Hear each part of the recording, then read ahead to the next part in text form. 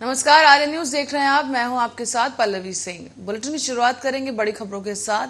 पैगंबर मोहम्मद के बारे में बीजेपी के 2 पूर्व पदाधिकारियों की कथित विवादित टिप्पणियों को लेकर पैदा हुए इस आक्रोश के बीच अब कांग्रेस के नेता शशि थरूर ने अपनी प्रतिक्रिया दी है। उन्होंने कहा कि अब समय आ गया है कि प्रधानमंत्री नरेंद्र मोदी देश के घृणास्पद भाषण और इस्लामोफोबिया की घटनाओं के बढ़ने पर अपनी चुप्पी तोड़े। थरूर ने यह भी कहा है कि कुछ लोग मोदी जी की चुप्पी को जो कुछ हो रहा है उसके समर्थन के तौर पर देख रहे हैं। थरूर ने यहां पर यह भी बताया है कि साक्षात्कार में कहा कि विडंबना यह है कि हाल के वर्षों में भारत सरकार ने इस्लामी देशों के साथ संबंधों को मजबूत करने के लिए जो प्रभावशाली कदम उठाए हैं उनके कमजोर होने का खतरा पैदा हो गया है। पूर्व केंद्रीय मंत्री ने देश में इस निंदा कानूनों की आवश्यकता पर चल रही बहस की भी बात की। उन्होंने कहा है कि वो ऐसे कानूनों को पसंद नहीं करते क्योंकि दूसरे देशों में इन कानूनों का इतिहास इसके दुरुपयोग के मामलों से भरा पड़ा है। शशि थरूर ने कहा है कि इस निंदा कानून से उन लोगों को मनगढ़ंत मुकदमेबाजी और लोगों को बहकाने के लिए प्रोत्साहन मिलता है जो कानून को अपने हाथ में लेते हैं। मुझे लगता है कि हमारे वर्तमान अभद्र भाषा कानून और धारा 295A इस तरह के दुर्व्यवहार से निपटने के लिए पर्याप्त है। उन्होंने ये भी कहा कि पुलिस और स्थानीय अधिकारियों को चाहिए कि वो कानून का उल्लंघन करने वालों के खिलाफ बिना किसी डर या पक्षपात की कार्रवाई करें।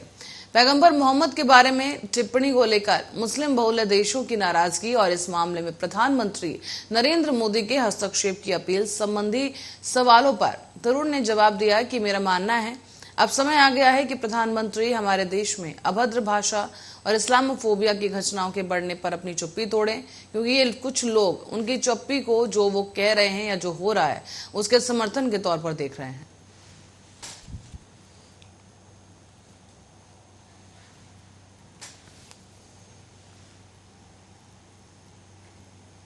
और जम्मू कश्मीर में सुरक्षा बलों की ओर से चलाए जा रहे ऑपरेशन ऑल आउट के तहत इस साल अब तक 30 पाकिस्तानी समेत कुल 100 आतंकी मारे जा चुके हैं।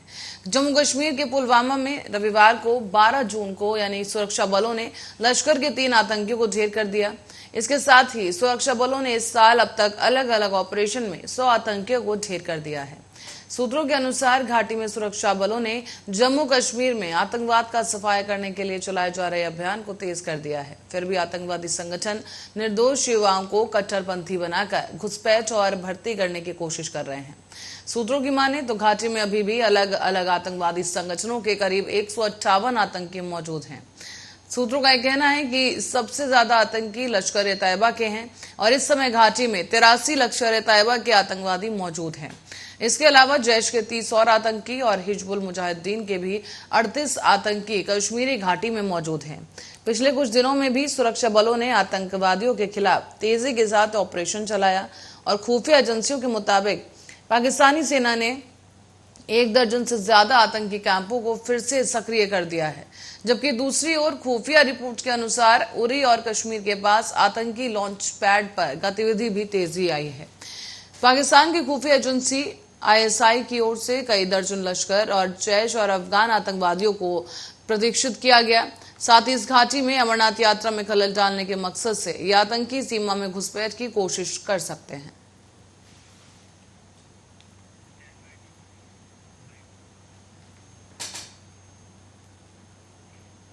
और बीजेपी सांसद वरुण गांधी एक बार फिर से अपनी ही सरकार पर बरस पड़े। उन्होंने एक बार फिर से बेरोजगारी का मसला उठाते हुए सरकार को घेरा।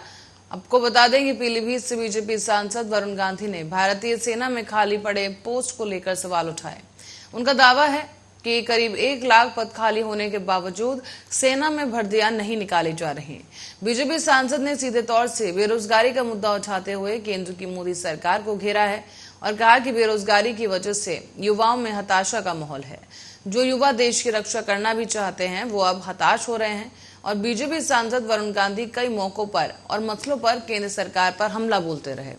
बीजेपी सांसद हाल के दिनों में छात्रों से जुड़े हुए मसलों पर भी सवाल उठाते हुए देखे गए हैं। आपको ये भी बता दें कि बेरोजगारी और भर्ती को लेकर बीजेपी सांसद कई बार अपनी ही सरकार को कटघरे में खड़ा कर चुके हैं। और अभी हाल ही में बीजेपी सांसद ने RRB और NTPC के एग्जाम के लिए ट्रेन की सुविधा न होने का मसला उठाया था। उन्होंने स्पेशल ट्रेन के लिए रेलवे को चिट्ठी लिखी थी, जिसके बाद सरकार ने स्पेशल ट्रेन चलाने का भी फैसला लिया।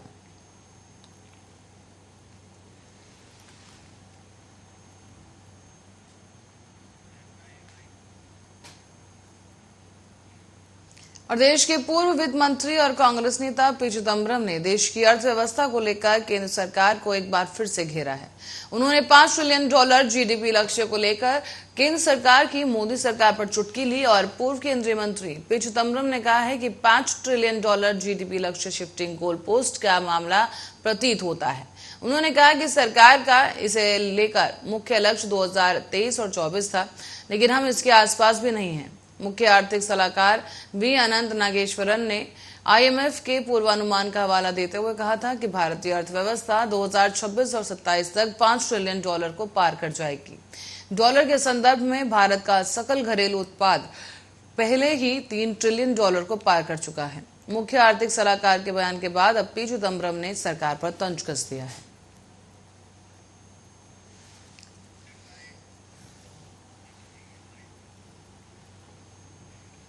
और सरकार की तमाम कोशिशों, शिक्षा और जागरूकता के बाद भी समाज में दहेज की मांग कम होती नहीं दिखाई दे रही।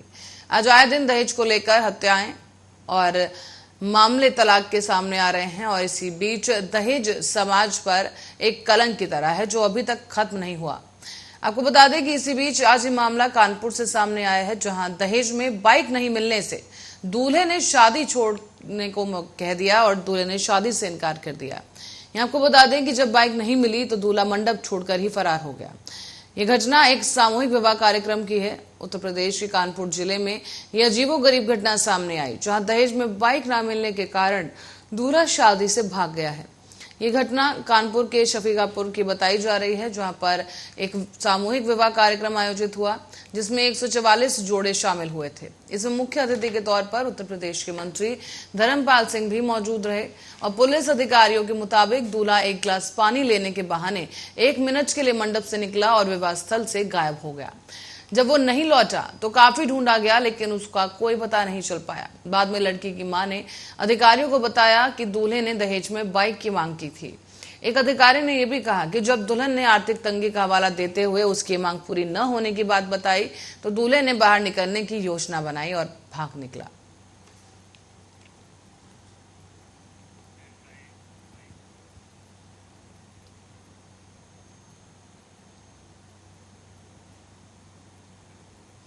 और देश में एक ऐसे सांसद हैं जिन्हें 1 किलो वजन कम करने पर 1000 करोड़ रुपया मिलता है।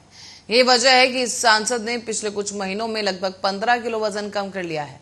उनका लक्ष्य 30 किलो वजन कम करना है। और इस रोचक खबर के बारे में पूरी जानकारी विस्तार से आपको बता दें कि दरअसल देश के केंद्रीय मंत्री नितिन गडकरी इस साल फरवरी महीने में उज्जैन आए थे।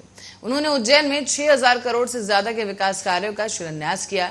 इस दौरान जब उनकी नजर उज्जैन आलौट संसदीय क्षेत्र से पहली बार सांसद चुने गए अनिल फिरोजिया पर पड़ी तो उन्होंने मंच से घोषणा कर दी कि अगर सांसद अनिल फिरोजिया अपना 1 किलो वजन कम करते हैं तो उन्हें विकास कार्यों के लिए 1000 करोड़ रुपए की राशि केंद्र सरकार की ओर से दी जाएगी। दरअसल उज्जैन के सांसद अनिल फिरोजिया देश के काफी वजनदार सांसदों में गिने जाते हैं और उनका वजन फरवरी महीने में 128 किलो के आसपास था। और वो केंद्रीय मंत्री नितिन गडकरी ने इस दौरान ये भी उदाहरण दिया कि उनका खुद का वजन 135 किलो था, लेकिन उन्होंने एक डाइट प्लान और व्यायाम के जरिए वजन को 93 किलो कर लिया है। उदाहरण के साथ ही सांसद को भी वजन कम करने के लिए प्रेरित किया गया और इसके बाद सांसद अनिल फिरोजिया ने लगातार व्यायाम करना शुरू किया और उसी की बदौलत उन्होंने अब तक लगभग 15 किलो वजन कम कर लिया है। उनका यह भी कहना है कि जुलाई के मानसून सत्र में 100 किलो से कम कर सदन में पहुंचकर केंद्रीय मंत्री नितिन गडकरी से 28,000 करोड़ रुपए के विकास कार्यों की मांग करेंगे। सांसद अनिल फिरोजिया ने बताया है कि वो सुबह अल्पाहार के अलावा दोपहर में एक रोटी के साथ 1 कटोरी सलाद और 1 कटोरी हरी सब्जी खाते हैं। इसी प्रकार के एक डाइट को वो शाम को भी लेते हैं और उनके द्वारा 5 किलो प्रति महीने वजन कम किया जा रहा है। लेकिन अब वो व्यायाम के घंटों को और ज्यादा बढ़ा रहे हैं। उन्होंने आगे ये भी कहा कि उन्हें ऐसी उम्मीद है कि 1 महीने में उनका वजन 10 किलो तक और कम हो जाएगा। अनिल ने यह भी कहा कि वो हर रोज 2 घंटे तक व्यायाम करते हैं।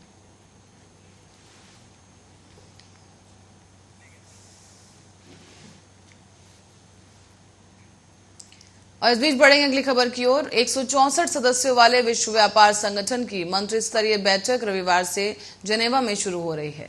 इस सम्मेलन में पहले भारत ने संगठन के 3 मसौदों मछली पकड़ने, कृषि और कोविड वैक्सीन पेटेंट पर असहमति जाहिर की, तो वहीं अब विकसित देशों के खिलाफ इन 3 मसौदों पर भारत का साथ देने के लिए 80 देश सामने आए हैं। तो वहीं संगठन पिछले 20 सालों से अवैध और अनियमित मछली पकड़ने पर सब्सिडी को खत्म करने और स्थायी मछली पकड़ने को बढ़ावा देने का दबाव बना रहा है। लेकिन भारत इसका विरोध कर रहा है, क्योंकि ये भी कृषि की तरह लोगों के लिए आजीविका का मुद्दा है, जरूरी है। और भारत ने कहा कि ये मत्स्य पालन पर अंतिम मसौदा अनुचित था। ये मसौदा कम विकसित देशों और जिनके पास अपने उद्योग और कृषि संसाधन नहीं है, उन्हें विवश कर रहा है। हालिया मसौदे को लेकर भारत का यह भी कहना है कि किसी भी देश के अधिकार क्षेत्र वाले समुद्र में किसी तरह का अनुशासन उसे स्वीकार नहीं है। इस मसौदे पर बड़ी संख्या में विकसित और अविकसित देश भारत के पक्ष में हैं और WTO के इस मसौदे पर बात करते हुए संगठन में भारत के एम्बेसडर गजेंद्र नवनीत ने कहा कि यह दूसरे देशों द्वारा बनाई गई समस्या है और भारत जैसे देशों को उनके द्वारा फैलाई गई गंदगी की जिम्मेदारी लेने के लिए कहा जा रहा है। भारत मछुआरों के लिए एक सुरक्षा जाल चाहता है, क्योंकि भारत जैसे देश में मछुआरे पानी में दूर तक मछली पकड़ने नहीं जा पाते। रूस और यूक्रेन युद्ध के कारण दुनिया भर में खाद्यान्नों की कमी हो गई थी और ऐसी स्थिति में कृषि वर्ल्ड ट्रेड ऑर्गेनाइजेशन में एक बड़ा मुद्दा होने जा रहा है। भारत कृषि से संबंधित मसौदे पर इसलिए आपत्ति जताई जा रही है, क्योंकि खाद्य सुरक्षा सुनिश्चित करने के लिए गरीबों को दी जा रही सब्सिडी को कम करने की बात करता है।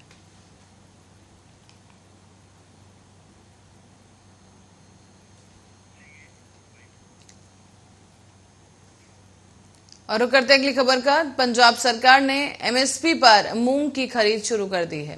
सीएम भगवंत मान ने ट्वीट कर जानकारी दी और कहा कि किसान भाइयों के सीधे खाते में रकम अदा की जाएगी। और मान ने यह भी कहा कि पंजाब के इतिहास में पहली बार 1 लाख एकड़ से ज्यादा रकबे में मूंग की बिजाई हुई है।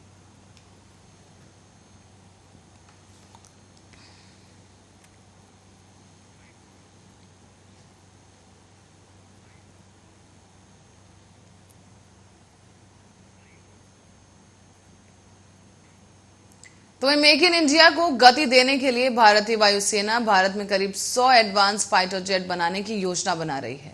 इस योजना के लिए एयरफोर्स ने ग्लोबल विमान निर्माताओं के साथ सीधी बातचीत भी शुरू कर दी है और सेना के उच्च सरकारी सूत्रों ने ये जानकारी देते हुए बताया कि ऐसा पहली बार होगा कि प्रोजेक्ट का करीब 70% पेमेंट भारतीय मुद्रा में किया जाएगा। IAF 114 विमानों को खरीदने की भी योजना बना रहा है और इससे सेना के लड़ाकू क्षमता तो बढ़ेगी, साथ ही साथ मिक्स सीरीज के विमानों को बदला भी जाएगा। प्रोजेक्ट का करीब 70% पेमेंट भारतीय मुद्रा में किया जाएगा और जानकारी के मुताबिक इस योजना के तहत भारत में 96 विमान बनाए जाएंगे। इसमें 36 का पेमेंट भारतीय और विदेशी मुद्रा में किया जाएगा, जबकि 60 विमानों का पेमेंट केवल भारतीय मुद्रा में ही किया जाएगा। AF 114 विमानों को खरीदने की भी योजना बना रहा है। इससे सेना की लड़ाकू क्षमता तो बढ़ेगी ही, साथ ही मिक्स सीरीज को विमानों को भी बदला जाएगा। इस प्रोजेक्ट के शुरुआती 18 विमान विदेशी वेंडर से लिए जाएंगे।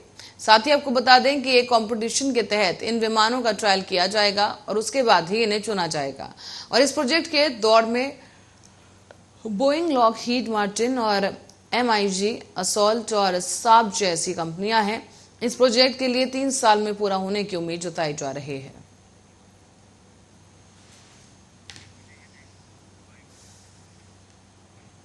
और इसी बीच भाजपा के राष्ट्रपति चुनाव के लिए तैयारी तेज कर दी है बीजेपी पार्टी ने और बताया जा रहा है कि भाजपा राष्ट्रपति पद के उपयुक्त उम्मीदवार के लिए जो चयन के लिए NDA के साथियों से बात करेगी। इसके अलावा भाजपा ने UPA समर्थित पार्टियां और निर्दलियों से भी बातचीत करने की योजना बनाई। इसके लिए पार्टी ने जिम्मेदारियां भी तय कर दी हैं और अब भाजपा के राष्ट्रीय अध्यक्ष JP नड्डा और केंद्रीय रक्षा मंत्री राजनाथ सिंह को यह जिम्मा सौंपा गया है।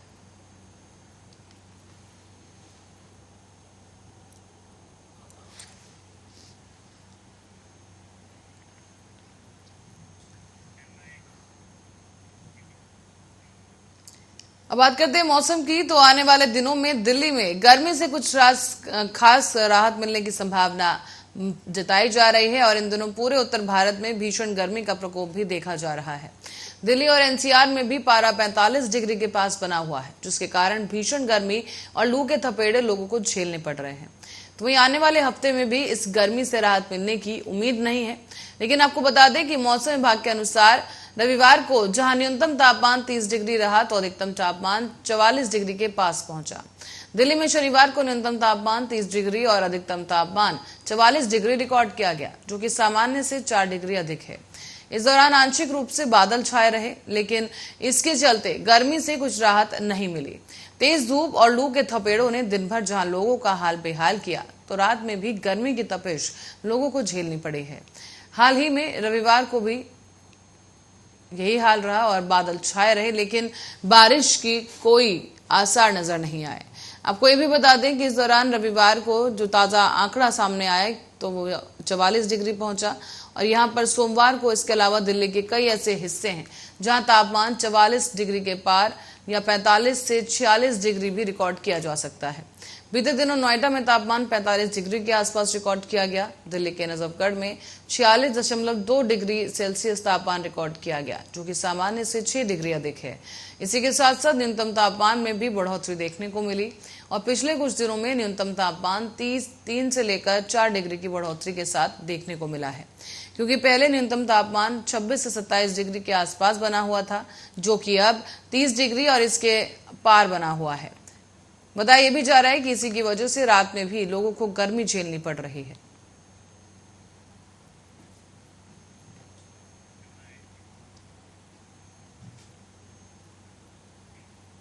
और इस बीच केंद्रीय मंत्री अनुराग ठाकुर ने रविवार को सीधा प्रहार कर कहा कि लोकतंत्र के लिए हिंसा की कोई जगह नहीं है। सूचना और प्रसारण मंत्री अनुराग ठाकुर ने पत्रकारों से बातचीत की और कहा कि लोकतंत्र में हिंसा के लिए कोई जगह नहीं। वहीं लोकतंत्र में हर किसी को अपनी बात रखने का मौका मिलना चाहिए। जब बातचीत के माध्यम से समस्याओं को हल किया जा सकता है तो पथराव, आगजनी और उपद्रव के लिए कोई जगह नहीं। तो वहीं जुम्मे की नमाज के बाद भड़की हिंसा के संदर्भ में अनुराग ठाकुर ने बोलते हुए ये सब बातें कही।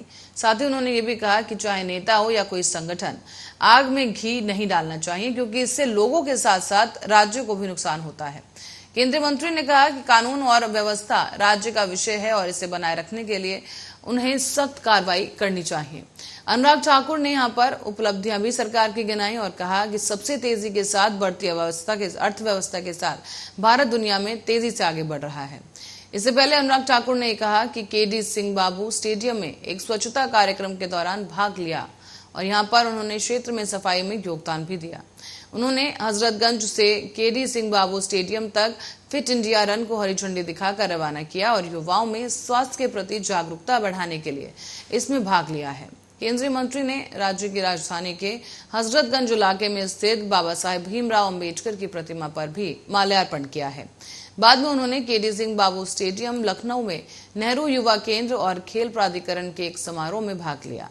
तो वहीं अनुराग ठाकुर ने खिलाड़ियों से भी इस दौरान बातचीत की और स्वच्छता की आवश्यकता पर जोर देते हुए अनुराग ठाकुर ने इस अवसर पर कहा कि राष्ट्रीय जनतांत्रिक गठबंधन सरकार द्वारा शुरू किए गए स्वच्छता अभियान ने देश में बहुत बदलाव किया और लोगों की मानसिकता को बदल दिया है। जिस समय देश आजादी का अमृत महोत्सव मना रहा है, हमें भारत में खेल और फिटनेस की संस्कृति विकसित करनी चाहिए। आगे उन्होंने कहा कि सरकार खिलाड़ियों को हर तरह की सुविधा मुहैया कराने का प्रयास कर रही है।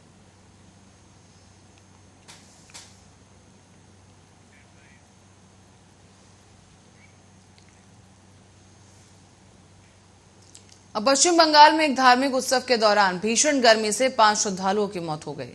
इस पर पश्चिम बंगाल की मुख्यमंत्री ममता बनर्जी ने कहा कि उत्तर 24 परगना जिले में पानीहाटी में एक धार्मिक सभा में गर्मी की और उमस की वजह से बुजुर्ग श्रद्धालुओं की मौत हो गई है।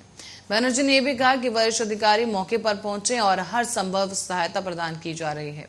एक ट्वीट के जरिए बताया गया कि पानीहाटी में इस्कॉन मंदिर में दंड महोत्सव के दौरान गर्मी और उमस के कारण श्रद्धालुओं की मौत हो गई है और ये खबर सुनकर व्यथित हूं। पुलिस आयुक्त और जिलाधिकारी मौके पर पहुंचे हैं, सभी सहायता प्रदान की जा रही है। शोक संतप्त परिवारों के प्रति मेरी संवेदना। इसके साथ ही उन्होंने ये भी कहा कि बैरकपुर आयुक्तालय से संयुक्त पुलिस सब आयुक्त ध्रुव ज्योति ने ये बताया है कि पानीहाटी स्थित हुगली नदी के किनारे एक मंदिर दोई चिरे मेला के दौरान भीड़ में गर्मी के कारण गंभीर रूप से बीमार पड़ने की वजह से लोगों को अस्पताल में ले जाया गया। इस बीच श्री चैतन्य देव के पुरी के नवद्वीप स्थित निवास के रास्ते ही ये आगमन हुआ और ये आगमन चिन्हित करने के लिए इस दिन हर साल बड़ी संख्या में लोग पानीहाटी में इकट्ठा होते हैं। तो वहीं पानीहट्टी नगर पालिका के अध्यक्ष मलाय रॉय के दावा किया गया कि उनके द्वारा कि 2 महिलाओं समेत कई लोगों की मौत हुई है। डे ने यह भी बताया कि इस मेले में भीड़ को नियंत्रित करने के लिए पुलिस का एक दल फिलहाल मौजूद है।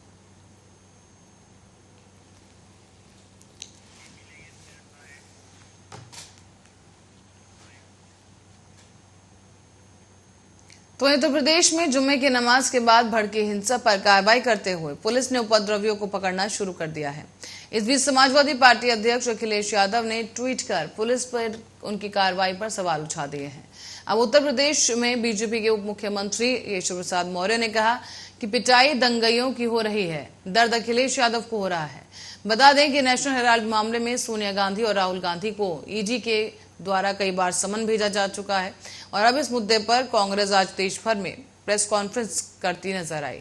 इसके साथ साथ इसके अलावा कांग्रेस ने इसके लिए कई और तैयारियां भी की, जिनमें विरोध प्रदर्शन और ईडी दफ्तर तक मार्च शामिल है। अलग अलग राज्यों में अब पार्टी के तमाम नेताओं को प्रेस कॉन्फ्रेंस की जिम्मेदारी सौंपी गई थी और सभी कांग्रेस नेता अब इस दौरान सरकारी एजेंसियों की कार्रवाई को लेकर केंद्र पर हमलावर होंगे।